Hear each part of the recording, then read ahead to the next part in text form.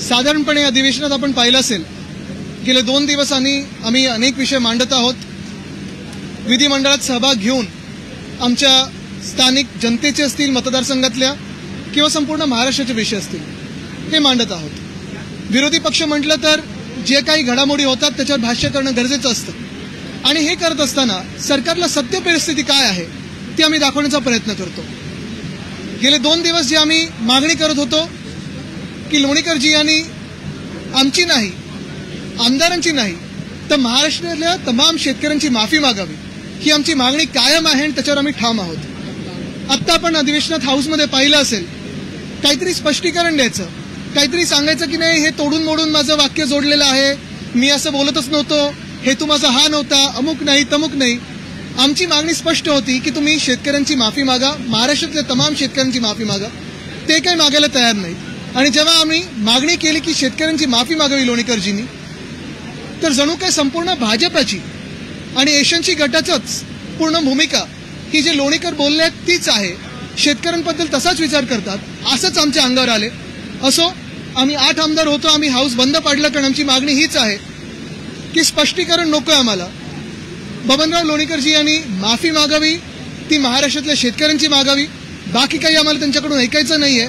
आणि तर जर त्यांना सहभाग पुढे घ्यायचा असेल तर त्यांनी महाराष्ट्रातल्या शेतकऱ्यांची माफी मागावी. आणि दुसरं मत आमचं हे आहे की भाजपने असेल किंवा एशनची गटाने असेल त्यांना संरक्षण देऊ नाही. जर संरक्षण दिलं याचा अर्थ हाच होईल की ते त्या दिवशी जे बोलले तीच भूमिका आणि तेच मन हे भाजपचं आणि एशनची गटाचं आहे.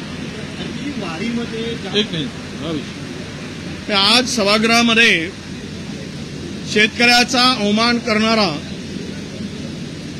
आमदार लोणीकर यांनी काही खुलासा केला.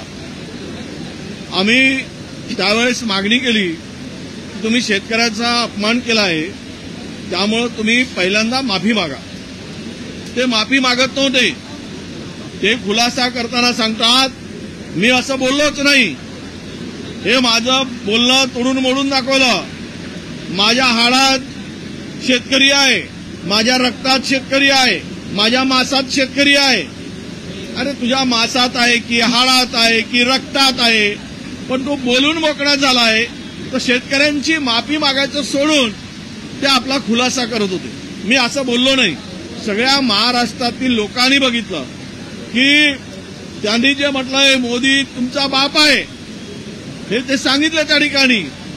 त्यांनी त्याच्या पलीकडे जाऊन सांगितलं तुमच्या अंगावरचे कपडे मी दिलेत, आमच्या सरकारनं दिलेत, तुमच्या बहिणींना आईना 1,500 रुपये लाडक्या बहिणीचे मी दिलेत, माझ्या सरकारने दिलेत, यांच्या बापांनी दिलेत. अशा पद्धतीनं त्यांनी उल्लेख केला होता. त्यामुळं समस्त शेतकऱ्यांचा अपमान लोणीकरांनी केलेला. आणि म्हणून आमची मागणी होती की तुम्ही माफी मागा. तर त्या ठिकाणी सत्ताधारी पक्षातील आमदार आणि मंत्री लोणीकरांच्या बोलण्याला समर्थन देत होते, की ते लोणीकरांना समर्थन देत होते. म्हणजे लोणीकरांचं वाक्य हे शेतकऱ्याप्रती जे आहे तेच या लोकांची भूमिका होती. तिथील मंत्री लोणीकरांची वकिली करत होते. म्हणजे हा काय प्रकार आहे?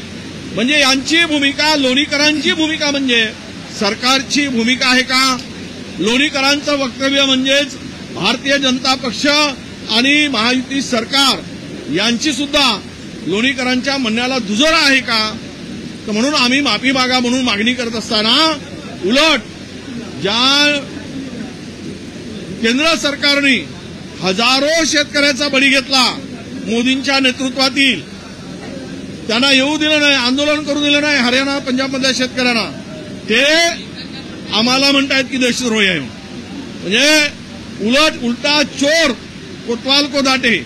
आपण शेतकऱ्यांचा अवमान करायचा, शेतकऱ्यांना त्या ठिकाणी अशा पद्धतीनं भिकारी म्हणायचं आणि वरून माफी मागायची नाही आणि लोणीकरांचं समर्थन करायचं.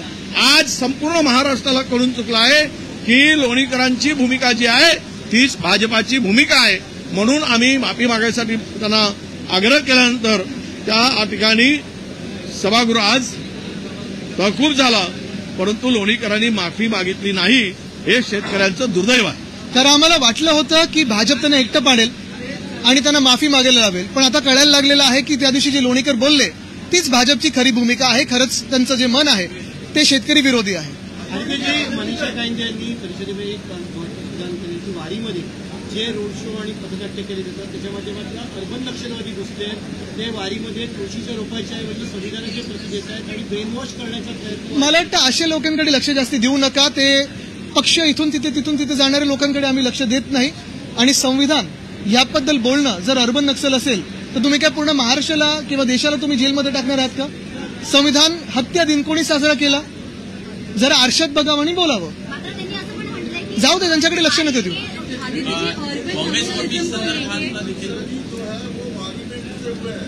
देखिए, ऐसे लोगों को ज्यादा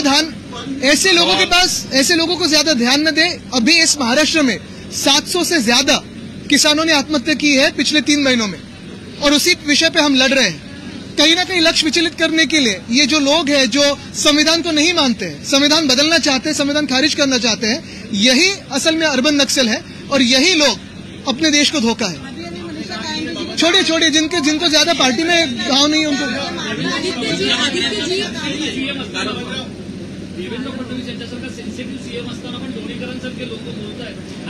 नक्कीच मला थोडं आता धक्का बसला, कारण जेव्हा लोणीकर उभे राहिले बोलायला आम्हाला वाटलं होतं की भाजप त्यांना माफी मागायला हवी. कारण बघा, कुठच्याही बाजूला तुम्ही असाल, सत्ताधारी पक्षात असाल, विरोधी पक्षात असाल, कुठचीही व्यक्ती ते जे काही बोलले त्याचं समर्थन कधीही करू शकत नाही. आणि आता जे झालं, अख्खं भाजपचे जे कोणी आमदार आत होते, एशनची गटातले होते, त्यांच्या बाजूने आमच्या विरोधात उभे राहिले. आम्हाला वाटलं होतं की ते पण बोलतील की ठीक आहे, विषय मिटवा, शेतकऱ्यांची माफी मागा. कुठेही एक व्यक्ती चुकू शकते बोलताना. जर व्यक्ती चुकली असेल तर त्यांनी मोठ्या मनाने माफी मागावी आणि पुढे निघावं. पण इथे लोणीकरांनी माफी न मागता काहीतरी खुलासा द्यायचा की मीडियाने तोडून दाखवलं, असं करून दाखवलं, मीडियाने जोडून दाखवलं. एक मंत्री महोदय त्यांना समर्थन देत आहेत आणि पूर्ण भाजप आमच्या अंगावर येते, हे अपेक्षित नव्हतं. खरं अजूनही माझं मत असं आहे की अजूनही वेळ गेलेली नाहीये. त्यांनी आत्ता हाऊसमध्ये यावं आणि शेतकऱ्यांची माफी मागावी. आम्ही शांत बसू, आम्ही काही आरडाओरडा करणार नाही. शेतकऱ्यांची माफी मागावी आणि त्याच भावनेतून पुढे काम करावं.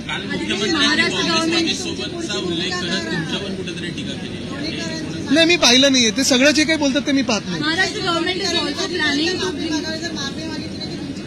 आम्ही तर रोज आंदोलन करतच आहोत, पण आमची भूमिकापेक्षा महाराष्ट्रातल्या शेतकऱ्यांची भूमिका काय राहील? त्यांना महाराष्ट्राच्या शेतात शेतकरी येऊ देईल का?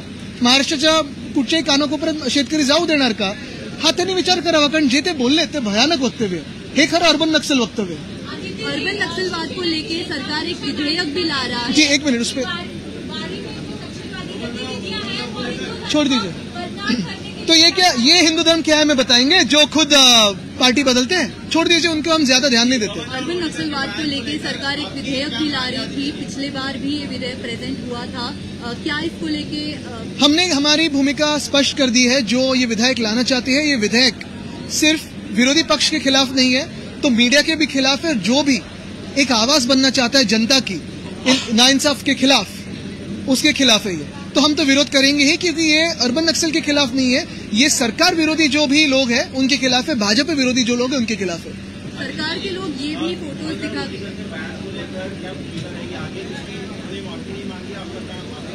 ये कौन सी मस्ती है कि जो सत्ताधारी है वो किसानों के खिलाफ कुछ भी बोल सकते हैं और बिना माफी मांगे हुए ऐसे घूम सकते हैं. मेरी अपेक्षा ये थी कि भाजपा भी उनको माफी मांगने के लिए हाउस में पेश करेगी, लेकिन ऐसे नहीं हुआ. एशनची गट के एक मंत्री ने उनका समर्थन दिया और पूरी भाजपा हम पे चल के आई कि आप देशद्रोही हो. हम तो सिर्फ यही चाहते हैं कि जो बबनराव लोणीकर ने जो कहा है उसी की वजह से लोणीकर साहब माफी मांगे जनता की और किसानों की. अगर हमारी ये अपेक्षा है तो क्या हम इस अपेक्षा में गलत है?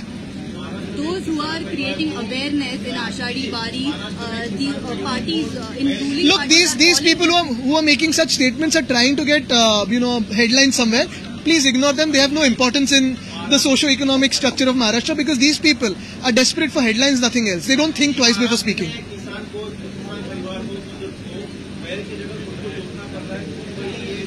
यही तो समस्या है. और ऐसे जब होता है तब सत्ताधारी पक्ष के जो विधायक है उनके खिलाफ बयान देते हैं और चल जाता है. सत्ताधारी पक्ष और भाजपा उनके साथ खड़ा रहता है. इसी महाराष्ट्र में, इसी सरजमीन पर अगर आप देखिए तो पिछले 3 महीनों में 750 से ज्यादा किसानों ने आत्महत्या की है. ये हमारे ही नागरिक थे, ये हमारे राज्य के लोग थे. यही सरकार उसके लिए जवाबदार है, जिम्मेदार है. तो फिर क्यों ना कोई बयान देते उस पर? कोई दर्द नहीं होता इनको? संवेदनशीलता नहीं है इनमें। कब करेंगे, कब करेंगे? ये अच्छे दिन आएंगे ऐसी बात हुई। देखिए मैं बोल रहा हूँ सत्य है। सत्य ठीक आहे.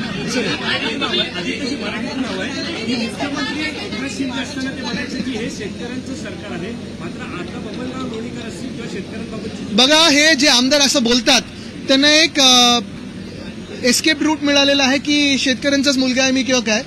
जेव्हा एशियनशी गटातले भ्रष्टनाथ शिंदे मुख्यमंत्री होते, गद्दार मुख्यमंत्री होते, तेव्हा ते म्हणायचे की मी शेतकरी आहे. कदाचित त्यांनी अजूनही मी सांगतो आपल्या राज्यातल्या काय देशभरातल्या सगळ्या शेतकऱ्यांसाठी कोचिंग क्लासेस घ्यावे की एका आमदारकीच्या टर्ममध्ये असेल एवढी मोठी जमीन कशी बळकावी, त्याच्यावर शेती कशी करावी, काही थोडं कधी स्ट्रॉबेरी, कधी आंबा, कधी काय दाखवून 2-2 हेलिकॉप्टर आपल्या शेतात कसे येतील? आजूबाजूच्या घरांमध्ये दिवे नसतील, रस्ता नाहीये, पण स्वतःच्या शेतात 2 हेलिकॉप्टर उतरतात. अशी जागतिक शेती, तर नोबेल प्राइज मिळायला पाहिजे, नोबेल प्राइज मिळायला पाहिजे अशा शेतीसाठी.